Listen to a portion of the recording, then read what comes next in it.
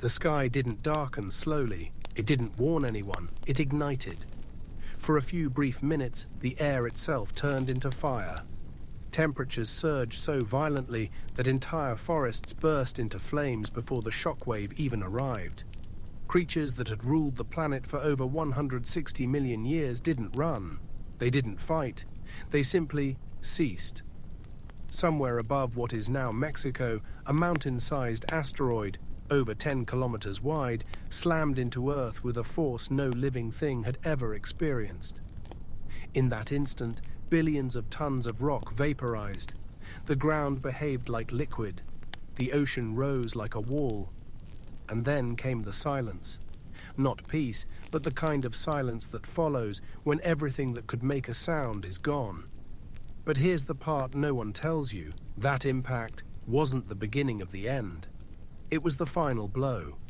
Before that day, Earth was already changing, quietly, systematically, fatally. And the dinosaurs, the most dominant creatures to ever walk this planet, were already standing on the edge without knowing it. If you think they were wiped out by a single unlucky event, you're wrong. What happened was far worse. Because this wasn't just an extinction, it was a collapse of an entire world, and once it started, nothing could stop it. So before we go deeper, before we uncover what really killed the dinosaurs, make sure you subscribe, like the video, and drop a comment telling me where you're watching from. Because what you're about to hear will change the way you see Earth forever, long before the firestorm, long before the darkness. This planet looked nothing like it does today. Warm oceans stretched across continents that don't even exist anymore. Antarctica wasn't frozen. It was alive. Dense forests covered vast lands. The air was thick, humid, rich with life, and everywhere, giants. Dinosaurs weren't struggling. They weren't declining. They weren't losing evolution. They were thriving. Massive herbivores moved like living mountains across endless plains. Predators followed them, fast, intelligent, perfectly adapted. Every niche in the ecosystem was filled. Every layer of life was connected in a fragile but powerful balance. For millions of years, this system worked flawlessly. But beneath that stability, something had already started to shift. Not suddenly, not violently, but in a way far more dangerous. Because the most devastating changes are the ones you don't notice. Until it's too late. It didn't begin with fire, it began with the ocean. At first, no one would have noticed. No explosion, no sky tearing open, no instant destruction. Just water, slowly pulling away. Shorelines crept outward year after year. Seas that had covered entire regions began to retreat. What used to be shallow, warm marine ecosystems, rich with life, started to collapse. The drop wasn't small. Global sea levels fell by nearly 200 meters. Entire habitats vanished. Coastal ecosystems, some of the most productive on the planet, were erased. Coral systems declined. Shallow seas, once teeming with organisms, turned into empty stretches of exposed land. And with that, the first cracks appeared in the system. Because the ocean wasn't just another part of Earth, it was the foundation. At the base of that foundation were microscopic organisms, phytoplankton, invisible to the eye but responsible for feeding almost everything in the sea. They were the beginning of the food chain, the quiet engine that powered life across the planet. And they were already dying. Changes in temperature, shifts in ocean chemistry, instability in currents. It didn't happen overnight, but it was relentless. Phytoplankton populations dropped, then zooplankton followed, then fish, then everything above them. Massive marine predators, creatures that had dominated the oceans for millions of years, suddenly found themselves in a world where food was no longer guaranteed. And when the base collapses, everything above it falls. But here's what made this moment truly dangerous. On land, life still looked strong. Forests were dense. Insects thrived. Dinosaurs still ruled every visible layer of the ecosystem. If you were standing there at the time, you wouldn't see a dying world. You'd see abundance, you'd see power, you'd see stability, and that illusion was deadly. Because ecosystems don't collapse all at once. They hollow out from the inside. The oceans were already breaking. The food chains were already weakening. The balance that had held for millions of years was quietly slipping out of place. And the dinosaurs, despite their size, their strength, their dominance, had no idea that the system they depended on was already failing beneath their feet. But the ocean wasn't the only thing changing. Above the surface, something far more violent was beginning to wake up. It started deep beneath the surface, far below the forests, far below the oceans. The planet itself began to break. Around 72 million years ago, something shifted inside the Earth's crust. Pressure built where continents pulled apart. Cracks formed, not small fractures, but massive wounds stretching for thousands of kilometers. And then they opened. In what is now India, the ground didn't just erupt, it poured. Endless floods of lava burst through the surface, covering entire regions in molten rock. Not for days, not for years, for hundreds of thousands of years. This wasn't a single eruption. It was a sustained planetary event, one of the largest volcanic episodes in Earth's history. Today we call it the Deccan Traps. Back then it looked like the world was bleeding fire. Rivers of lava spread across millions of square kilometers. Entire ecosystems were buried alive. Forests vanished beneath black stone, the air filled with ash. But the real damage wasn't what you could see. It was what entered the atmosphere. Volcanoes didn't just release lava. They released gases, massive amounts of carbon dioxide and sulfur compounds. Slowly at first, then relentlessly. The sky began to change. Sunlight dimmed. Temperatures fluctuated wildly. One year, the planet would heat up. Then suddenly, it would cool. Drops of up to 10 degrees Celsius. Then back again. No stability, no rhythm, just chaos. And with the sulfur gases came something even worse. Acid rain. Rain that poisoned soil. Rain that altered the chemistry of rivers and oceans. Rain that made survival harder with every passing season. Plants struggled to adapt. Some survived, many didn't. And when plants weaken, everything that depends on them begins to feel it. Herbivores had to move further for food. Predators had to hunt harder. Ecosystems began to stretch, not breaking yet, but tightening like a rope pulled too far. And still, life continued. Dinosaurs were still there, still dominant, still powerful. If you looked at the surface, you might think nothing had changed. But the truth was already written in the air, in the water, in the soil. The planet was becoming unstable, and instability is something evolution cannot easily fight. Because evolution needs time, and time was running out. What makes this moment so critical is this. Even after all this damage, collapsing oceans, toxic skies, unstable climate, life could have recovered. It had before. Earth had survived worse, but this time, something else was coming. Something sudden, something unstoppable. And it would arrive at exactly the moment the planet was at its weakest. It didn't arrive with a warning. No tremors, no shadows crawling across the ground, no slow cinematic build-up. Just a point. A small, almost insignificant point in the sky, moving faster than anything that had ever touched this planet. Faster than sound, faster than instinct, faster than fear itself. At first, it could have been mistaken for a star, but stars don't grow. This one did. In seconds, that point expanded into a blazing mass, tearing through the atmosphere at over 70,000 kilometers per hour. The air in front of it had no time to move aside. It compressed violently, heating to thousands of degrees, turning into plasma. The sky didn't just glow, it burned.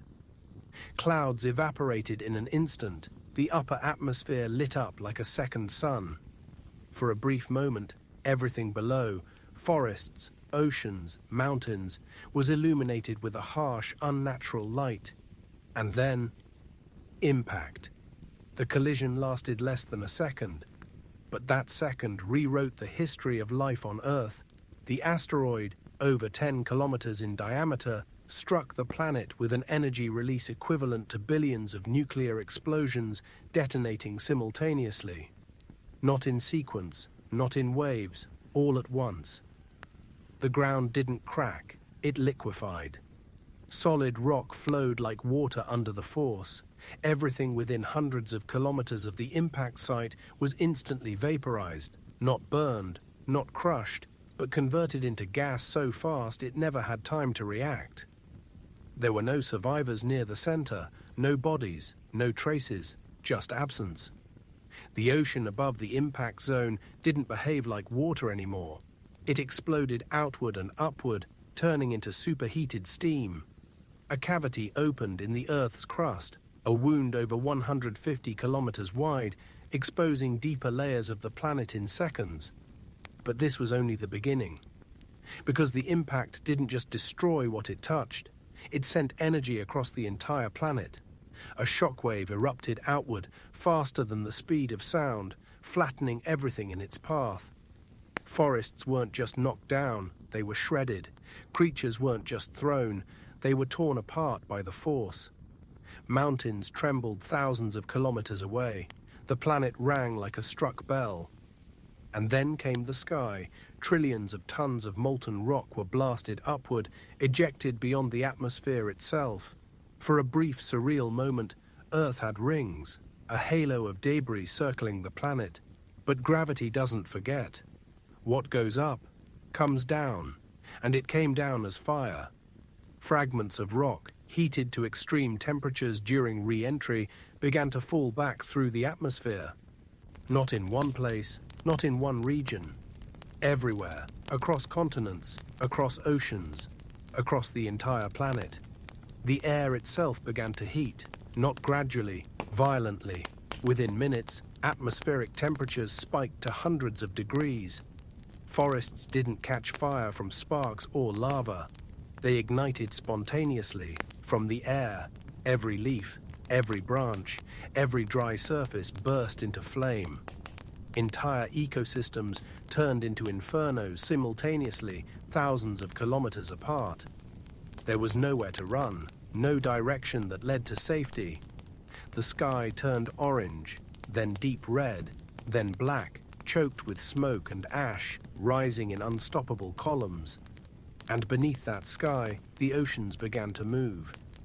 The force of the impact displaced unimaginable volumes of water, generating tsunamis unlike anything Earth had ever seen. Waves hundreds of meters high raced outward from the impact zone, crossing entire ocean basins. When they hit land, they didn't break, they erased. Coastlines vanished. Sediments were torn away. Entire regions were flooded, then dragged back into the sea, leaving behind chaos and silence. And still, the chain reaction continued, because while fire consumed the surface, something far more dangerous was happening above it. The ash, the soot, the vaporized rock. All of it rose into the atmosphere, higher and higher, forming a dense global layer that began to spread across the planet. Within days, sunlight started to fade, not dim, disappear. The sun became a faint glow behind a thick, impenetrable veil. Then even that glow vanished.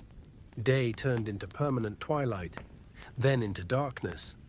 Photosynthesis stopped almost immediately. Plants, the foundation of all land ecosystems, began to die. Not over centuries, not over generations. Within months, and when the plants began to vanish, the clock started ticking for everything else. Herbivores lost their food, predators lost their prey. The entire system, already weakened, already unstable, began to collapse in a cascading chain reaction. This wasn't just destruction, it was shutdown, a complete breakdown of the processes that kept life running. And the most terrifying part, even now, it still wasn't over. because what came next would last not minutes, not days, but years. The fire didn't last forever, but the darkness did. At first it looked like smoke, thick clouds hanging low over the land, blocking the sun. But this wasn't just smoke from burning forests. This was something far worse. Ash, soot, pulverized rock, all of it had been thrown high into the atmosphere, higher than any storm could reach. And once it was there, it didn't fall back down. It stayed, wrapped around the planet like a suffocating blanket. Days passed, then weeks, then months. And still, no sunlight. The world entered a state it had never experienced before, a global winter triggered not by ice, but by darkness. Temperatures dropped rapidly, not gradually, not seasonally, violently. Regions that had once been warm and humid cooled to near freezing conditions. Tropical forests, built for heat and constant sunlight, began to collapse. Leaves died, branches withered. Entire ecosystems that had taken millions of years to evolve started breaking down in a matter of months. But the real collapse wasn't visible. It was happening at the base of the system. Because without sunlight, nothing grows. Photosynthesis, the process that feeds almost all life on Earth, had stopped completely. No sunlight meant no energy input into the system. And without energy, life begins to shut down. Plants were the first to go, not instantly, but inevitably. Seeds that couldn't survive the cold died. Mature plants, unable to produce energy, slowly withered. Forests turned into silent graveyards of blackened trunks and dead vegetation. And once the plants began to disappear, the countdown accelerated. Herbivores had nothing left to eat. At first, they survived on what remained: leaves, bark, roots, anything. But those resources were finite. Within months, the largest herbivores, the massive dinosaurs that required enormous amounts of food, began to die. Not from impact, not from fire, from starvation. One by one, the giants fell, and when they fell, something else followed. Predators. The hunters that had ruled the land for millions of years suddenly found themselves in an empty world. No prey, no movement, no life. They lasted a little longer, but not much, because predators don't survive without a system, and the system was gone. But here's what makes this moment truly brutal. Size, the very thing that made dinosaurs dominant, became their greatest weakness. Large bodies require constant energy, constant food, constant stability. And now, none of that existed. The bigger they were, the faster they died. Meanwhile, smaller creatures, the ones that had lived in the shadows for millions of years, began to show something different. Not strength, not dominance, adaptability. Small mammals burrowed underground, escaping the worst of the cold. Some could survive on minimal food. Some could eat almost anything: seeds, insects, decaying matter. They didn't need abundance. They only needed survival. Bird-like dinosaurs, small, feathered, some capable of flight, had another advantage: mobility. They could move. They could escape localized disasters. They could search for scarce resources. They could endure in ways the giants simply couldn't. But even for them, survival wasn't guaranteed, because this wasn't just a few bad seasons. This was years. Years without stable sunlight, years of cold, years of a broken world. Acid rain continued to fall, poisoning what little remained of freshwater systems. Oceans, already weakened before the impact, became even more hostile. The chemistry shifted further, wiping out what was left of fragile marine life. The food chains, both on land and in the sea, didn't just weaken. They collapsed completely. And once a food chain collapses, rebuilding it takes time. Time that most species didn't have. Estimates suggest that up to 75 to 90% of all species on Earth disappeared during this period. Not just dinosaurs, almost everything. Entire branches of life. gone. Ecosystems that had existed for tens of millions of years erased, and for a long time after, the Earth remained quiet, empty, broken. But extinction isn't the end of life, it's a reset. And in that silence, in that ruined world, something new was beginning to take shape. Not stronger, not bigger, but different. And that difference would define everything that came next. For a long time, nothing moved.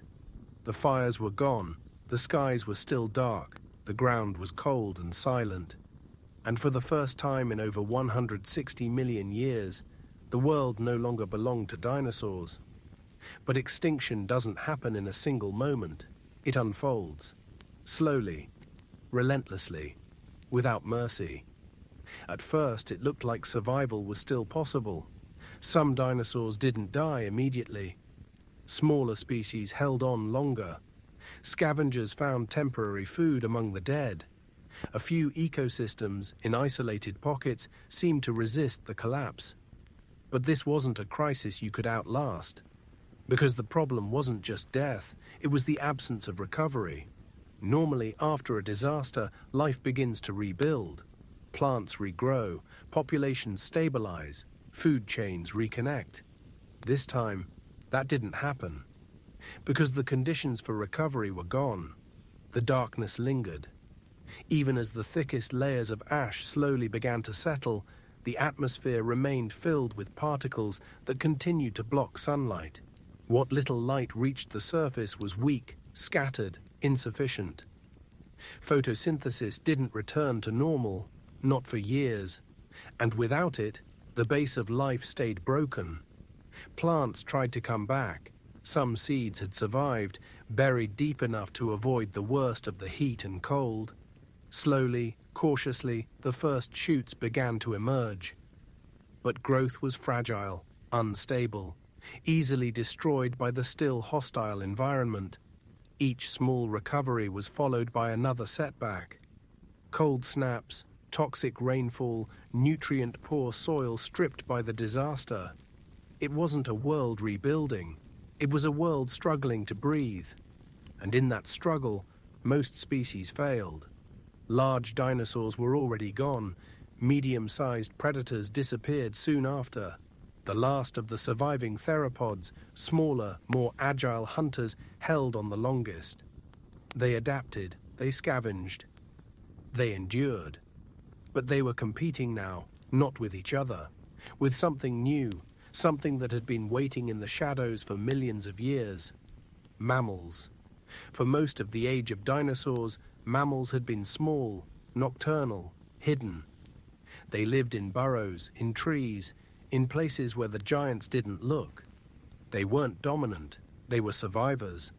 And in this new world, that was everything. Mammals could regulate their body temperature. They didn't rely on environmental heat like many reptiles. In a cold, unstable climate, that difference meant life or death. They could eat almost anything. Seeds, insects, carrion. While specialized species starved, generalists endured. They reproduced quickly, they adapted fast, and most importantly, they needed less food, less space, less stability. While the remnants of the dinosaur world struggled to hold on to what was left, mammals began to spread, quietly at first, then rapidly, and they weren't alone. Birds, the surviving lineage of small, feathered dinosaurs, also found an advantage in this new world. Flight gave them mobility. They could search for food across large areas. They could escape localized disasters. They were small enough to survive, flexible enough to adapt, and unlike their massive ancestors, they didn't need a stable, abundant world to exist. They only needed a broken one. This is the part most people don't realize. Dinosaurs didn't just die out, they were replaced. Not by something stronger, but by something more adaptable. And in a collapsing system, adaptability is the only thing that matters.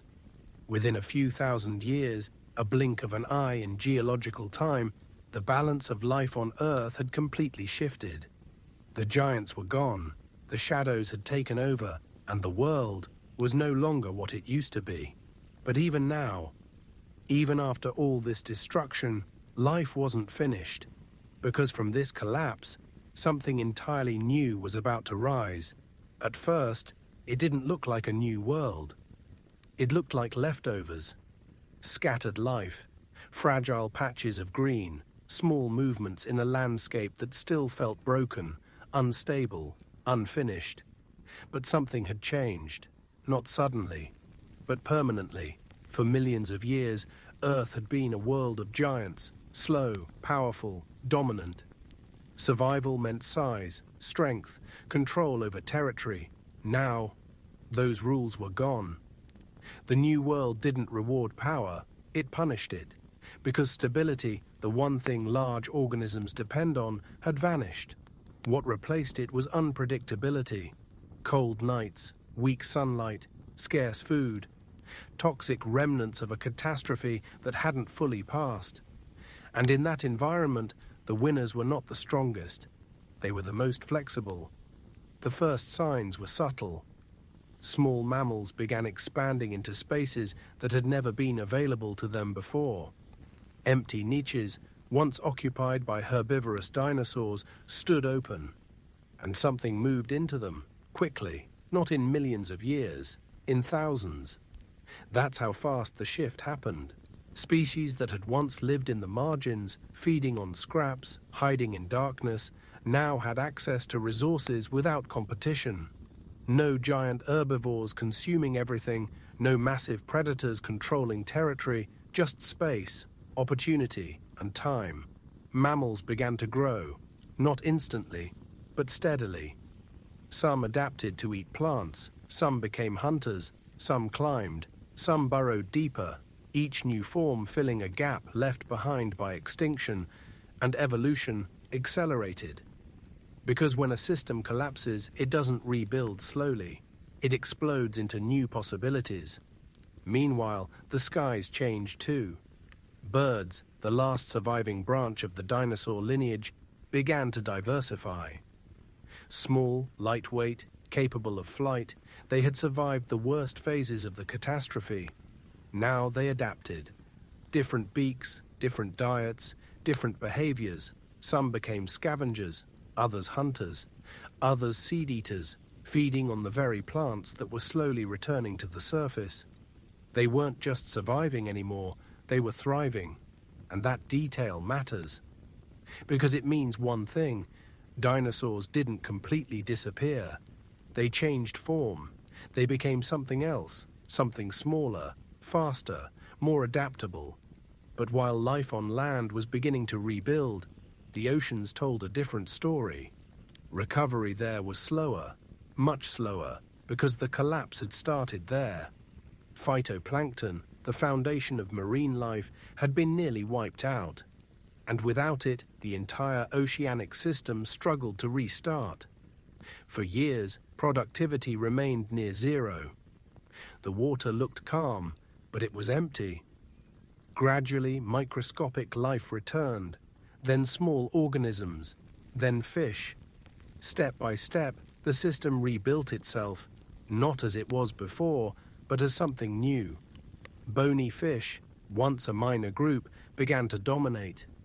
Old rulers of the sea were gone, new ones took their place. And this pattern repeated everywhere, not restoration, replacement. A new world built on the ruins of the old one. And in that world, there was no place left for the giants, no place for massive bodies that required constant energy, no place for creatures that depended on stability. The age of dinosaurs wasn't just ended, it was made impossible. And that's the key, because extinction isn't always about death. Sometimes, it's about the world changing so much that survival itself becomes incompatible. And by the time the planet stabilized again, the rules had already been rewritten. When the darkness finally began to lift, the world didn't return. It revealed something else. The ash slowly settled. The sky, once black and suffocating, turned into a dim gray. Then, faintly, light returned. But it wasn't the same light, weaker, colder, filtered through a damaged atmosphere that had not yet healed, and what that light touched was unrecognizable. Forests were gone, not thinned, not damaged, gone. Where once there had been dense vegetation, there were now fields of dead trunks, blackened, brittle, lifeless. Soil, stripped of nutrients and stability, lay exposed. Entire regions looked more like wastelands than ecosystems.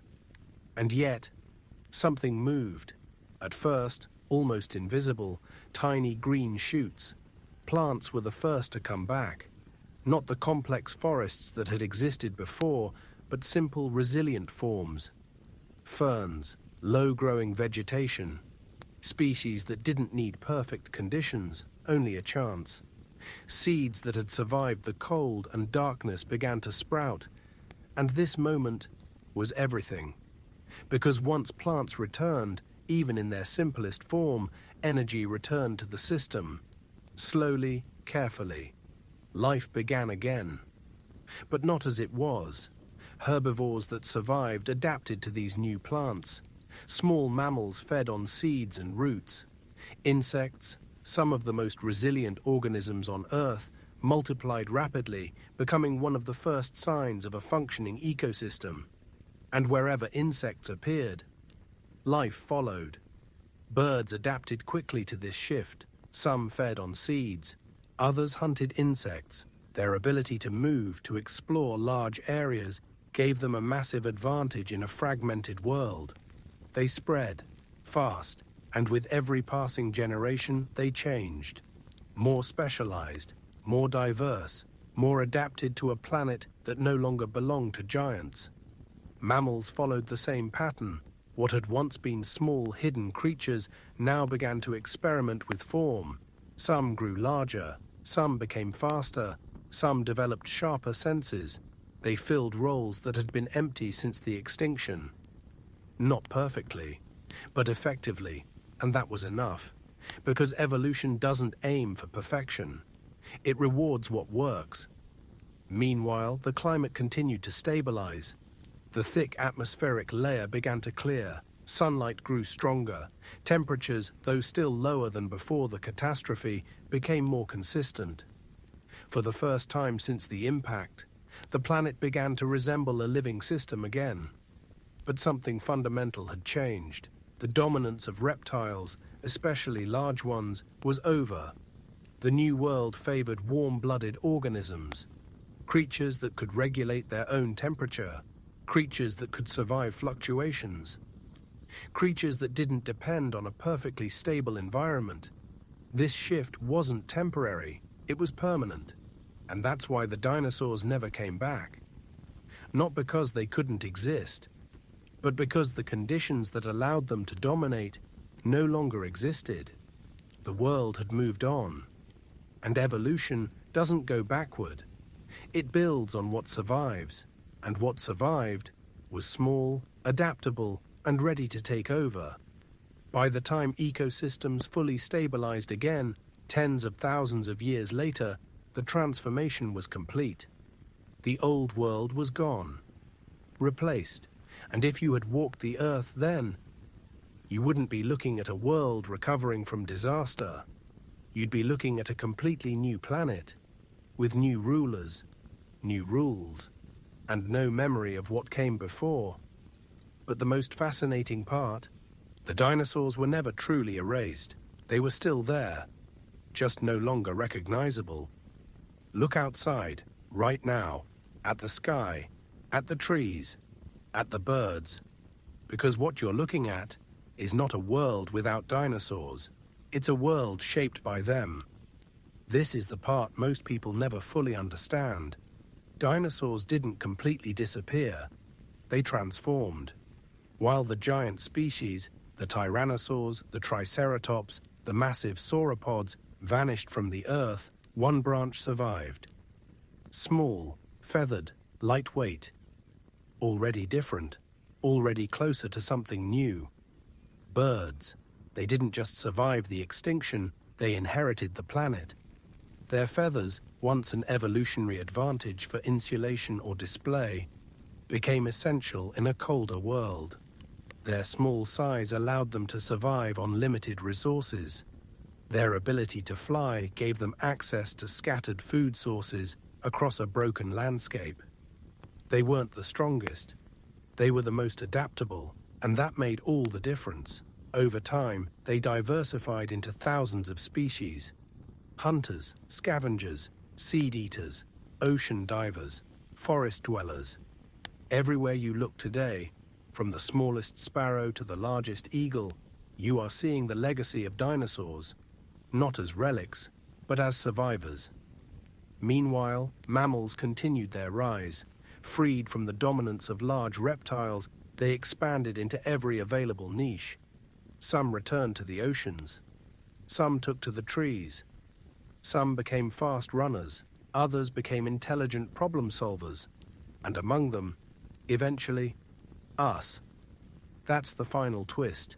The extinction of dinosaurs didn't just end one era, it made ours possible. If that asteroid had missed, if the volcanic activity had been weaker, if the ecosystems had remained stable, mammals might have never taken over. Intelligent life, at least as we know it, might never have evolved. You wouldn't be here, listening to this, thinking about the past, because the world would still belong to something else, something far larger, far more powerful, and completely different. So when we ask, why did the dinosaurs go extinct? The real answer isn't simple. It wasn't just the asteroid. It wasn't just the volcanoes. It wasn't just climate change. It was all of it. A chain reaction, a perfect storm, a system already under pressure, pushed past its limit. And when that limit broke, the world reset. But here's the part that should make you stop. Everything that happened back then can happen again. Asteroids still exist, volcanoes still erupt, climate still changes, and ecosystems are still fragile. The difference is, this time, we would see it coming, and the question is, would that actually save us? It ended quietly, not with fire, not with impact, not with chaos, but with absence. 1 million years after the catastrophe, the Earth was alive again. Forests had returned, different but dense.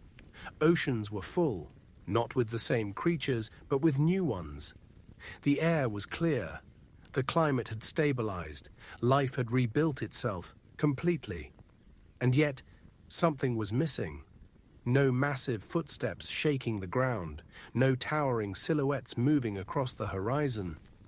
No predators that could dominate entire ecosystems by sheer size alone. The age of giants was over, not paused, not waiting. Finished. And the reason is simple, but brutal. The world that created dinosaurs no longer existed. For over 160 million years, they evolved in a system that was warm, stable, and predictable. Food chains were strong, energy flowed consistently. The environment rewarded size, strength, and specialization. Then, in a geological instant, that system collapsed. And when it came back, it was different. Colder, more unstable, more competitive. The New World didn't reward giants. It rewarded efficiency, adaptability, speed, the ability to survive when everything goes wrong.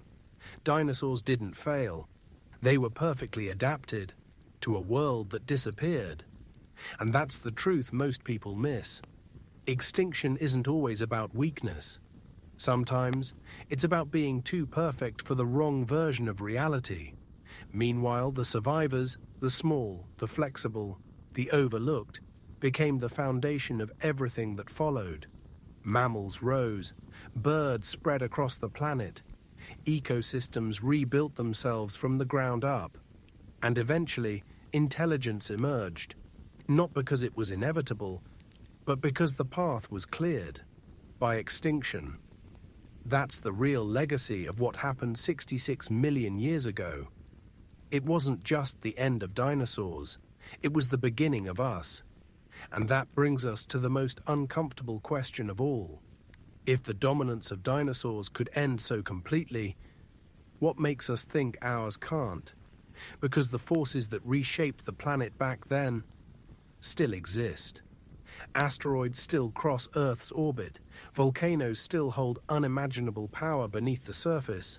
Climate still shifts, sometimes slowly, sometimes suddenly. And ecosystems are still fragile. The difference is, this time the dominant species knows. We understand extinction. We can see the signs. We can predict, model, and prepare. But knowledge doesn't guarantee survival, because survival has never been about intelligence alone. It's about adaptation. And when the system breaks, only those who can change remain. The dinosaurs ruled the Earth for longer than humans have even existed. And yet today, they survive only as shadows in the sky. Feathers instead of scales, wings instead of massive limbs, songs instead of roars. Not gone, just transformed. And maybe, one day, the same will be said about us.